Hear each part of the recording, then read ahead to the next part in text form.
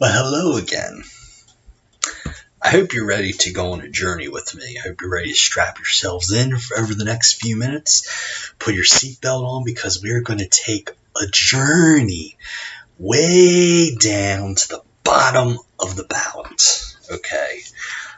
Now, how can you obtain what you're going to be voting on election day? Or some of you have already voted because today is the first day of early voting here in North Carolina. Well, you go to your county board of elections office. Just type in online Guilford County Board of Elections. Go down to voter information, look up, type in, and then it'll ask you for your name. And if you have a very common name like I do, you'll want to put in your middle initial. Okay, and then you'll scroll down to sample ballots.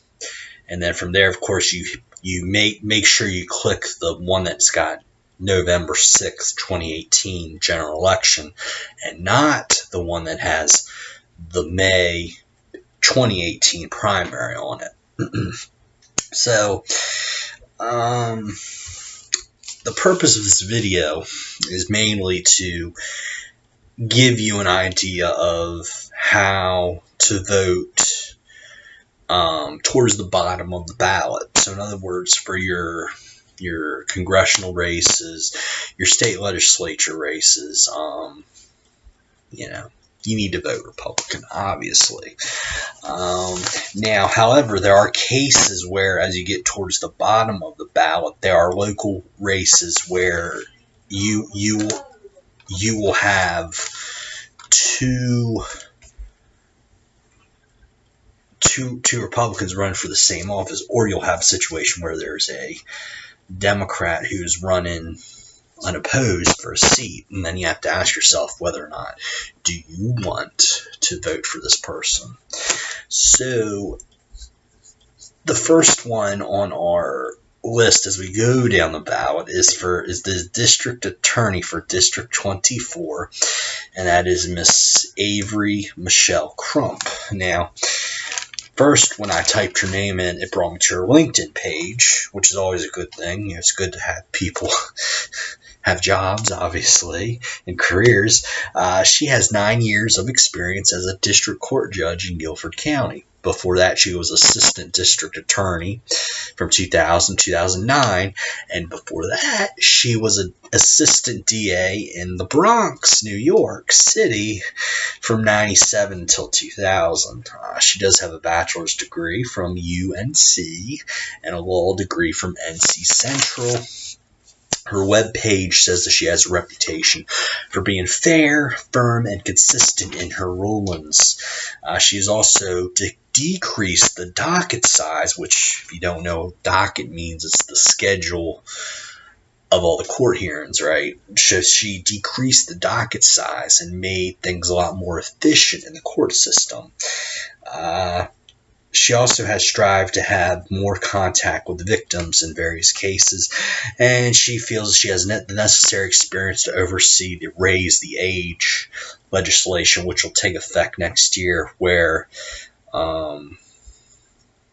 basically there'll be no more, if you're 16 and you go out and commit a murder, you're tried as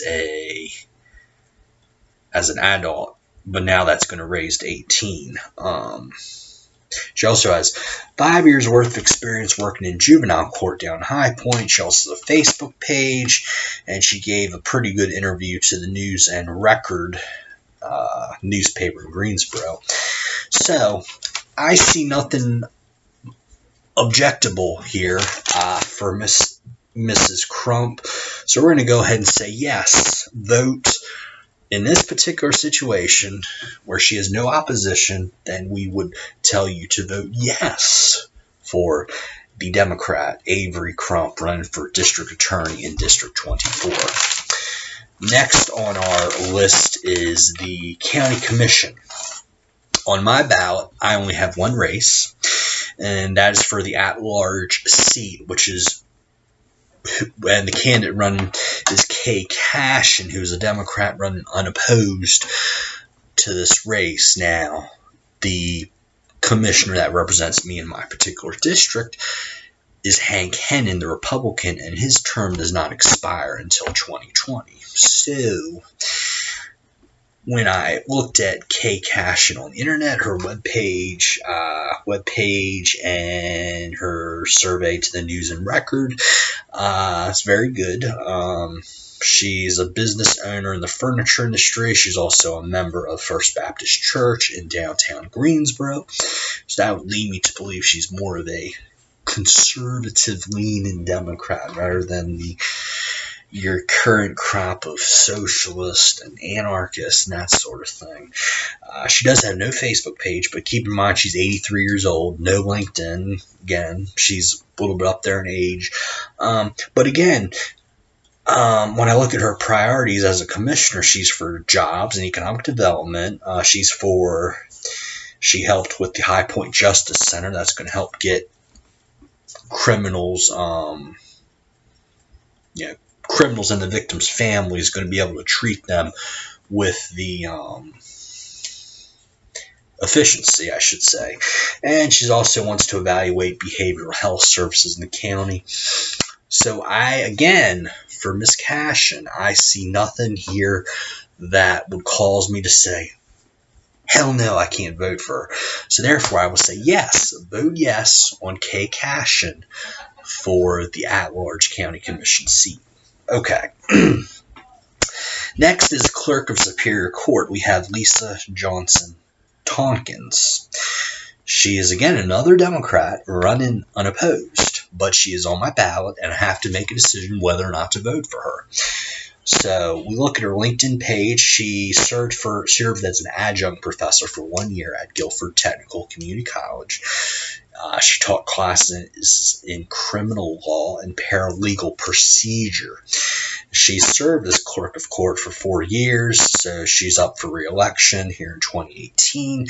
And before that, she was an attorney for 11 years. Okay, so far, so good. But I enter her name on Facebook, and what do I get? I look at her profile picture, and it's a picture of her and Eric Holder. Yeah, major deal breaker there.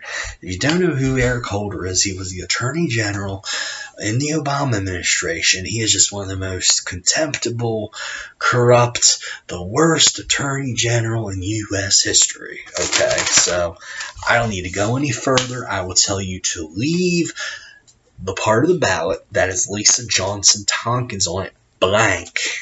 Don't vote for her. Don't do it. Okay, now as we go down the ballot, we have the sheriff's race. That's an obvious vote for B.J. Barnes, a Republican. And then we have the state court seats. Barbara Jackson is the candidate you want to vote for the Supreme Court. She does have another Republican in the race, but it is a fake Republican named Chris Anglin who switched his party affiliation like a week before filing. He was a Democrat. His circle of friends is mainly Roy Cooper supporters, and he's being his consultant for the campaign is a consultant that just represents Democratic candidates. Okay. Now we have a Court of Appeals seat 1. That's a Republican versus Democrat race. I don't need to say anything about that. Seat 2. Again, you have 2 Republicans here, Jefferson Griffin and Sandra Ray. Okay, personally, I like Sandra Ray better than I like Jefferson Griffin. However, Mr. Griffin was endorsed by the North Carolina Republican Party Executive Committee, which is about 600 or 700 active Republicans around the state. Of course, for this meeting, it's about 200, 250, but still, it's quite a high number of people. It's very easy to get on the state executive committee, thankfully, unlike the crap show in Florida. And the vote was taken. It was not particularly close. It was a landslide in favor of Mr. Griffin. I believe it was he at least got 70% of the vote. And Mrs. Ray got under 30%. So therefore, because of that endorsement, I need to to vote for, and I urge you to vote for Jefferson Griffin for this Court of Appeals race. Okay. Moving on now. Continuing down the ballot, we have Mr. H. Thomas Gerald Jr., a Democrat, running unopposed for North Carolina District Court seat in District 18, seat number 1. Okay, he has no Facebook page. He has no LinkedIn page. He did give an interview to the Greensboro News and Record, and I see nothing objectable about him. Some good points, which I'll highlight.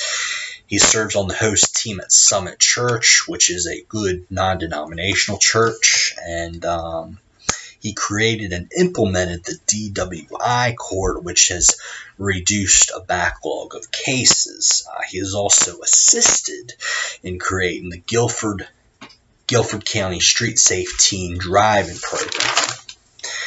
So again, I see nothing evil here, nothing too socialist or communist here. So I would ask you to vote for H. Thomas Gerald Jr. for District 18, Seat 1. Okay. Now, we go into our soil and water conservation race, and this here is a real barn burner, let me tell you. Okay. There are 2 seats that are up on the Soil and Water Board. You know how many candidates ran for this position? This is not a glamorous position. This is a volunteer, no-pay position. You know how many? 9. 9 candidates decided to throw their hat for this race. It's incredible. Okay. Now, you're thinking, oh my gosh, how can I pick 2 candidates out of 9? Well, guess what?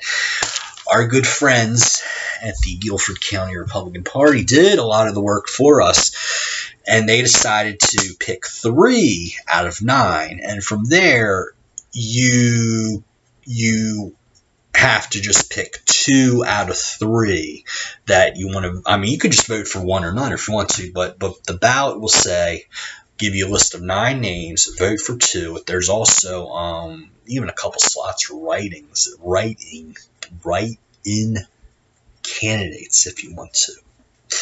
Okay, so I have decided to pick Gay Dillard and Josh Myers. Now here's my reasoning. Gay Dillard has been at every single Guilford County GOP event I have been to. She's been to every meeting, every function I have been to. She's also heavily involved with the Greater Greensboro Republican Women's Club. Okay, she's just a wonderful, friendly, approachable lady. Okay, she's also a lifelong resident of Greensboro, so obviously she knows the issues of the area.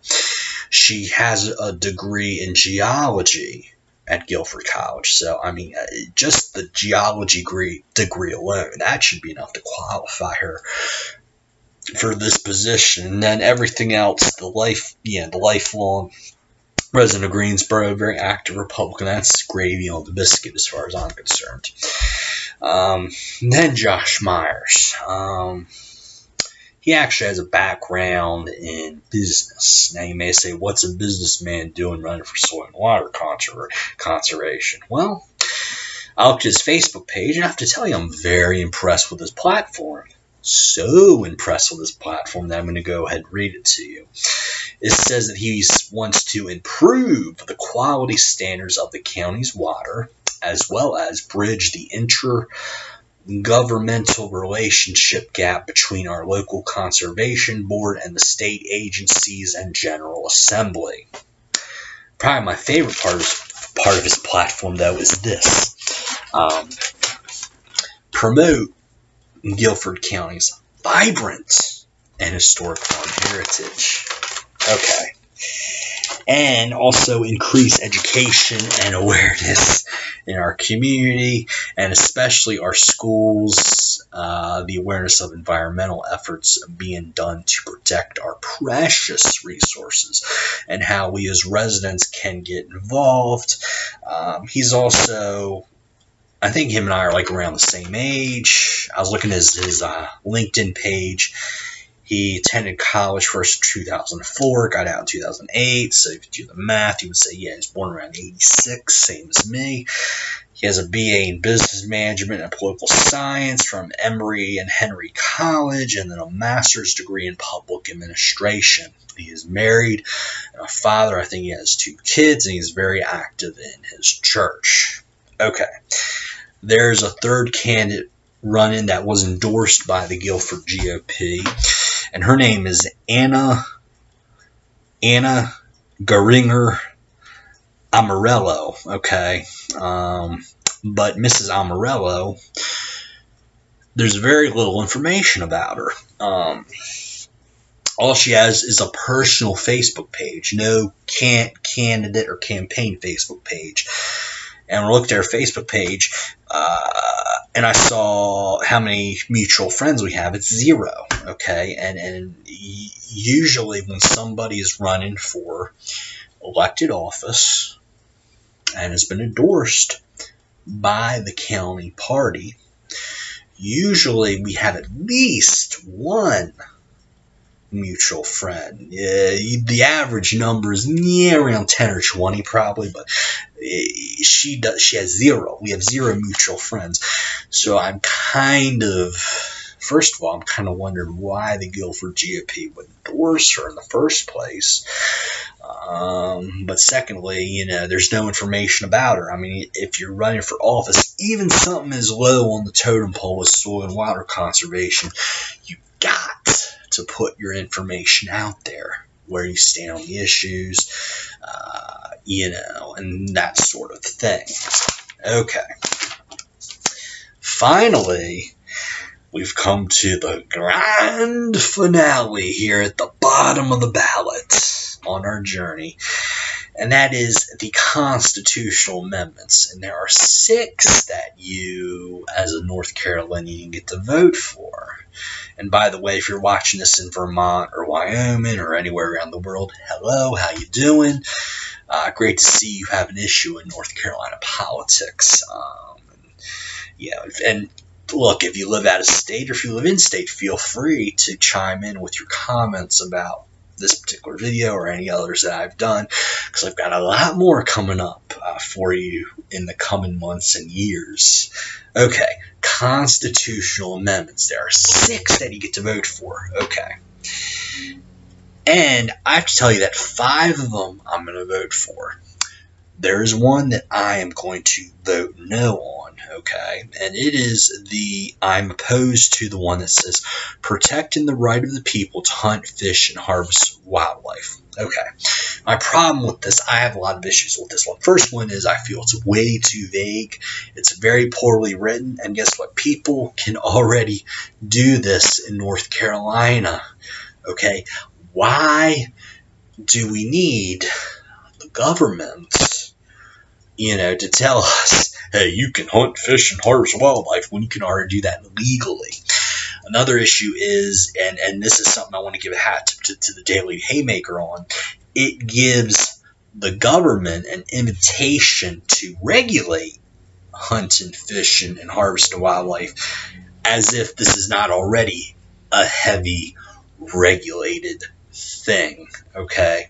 Another concern I have with this is that I worry about how this is going to be handled with law enforcement, especially in the urban areas. If somebody, especially here in Northwest Greensboro, we have a lot of sprawl. But we have a lot of schools and daycare centers that are right up against rural areas where you have these big vast forest lands where people can hunt.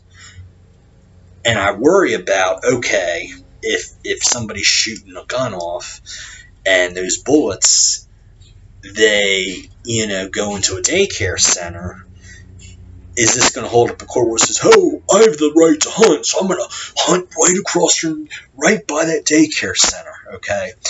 And then another concern I have is this amendment, very vague, poorly written. Republicans are already getting their clocks clean and their asses kicked in suburban and urban areas. Okay, this amendment, it just makes my party a little bit too wacko bird, a little bit too far to the right, just a little bit too ignorant when people have concerns about, people that use firearms and weapons of that caliber in the urban areas. This could potentially backfire our standing in the urban areas. Okay. So that is why I cannot vote for the Hunt and Fish and Harvest and Wildlife Amendment. Okay, well, that concludes our journey to the bottom of the ballot for the conservative Pelican. I'm Bobby Crawford. Thanks for watching.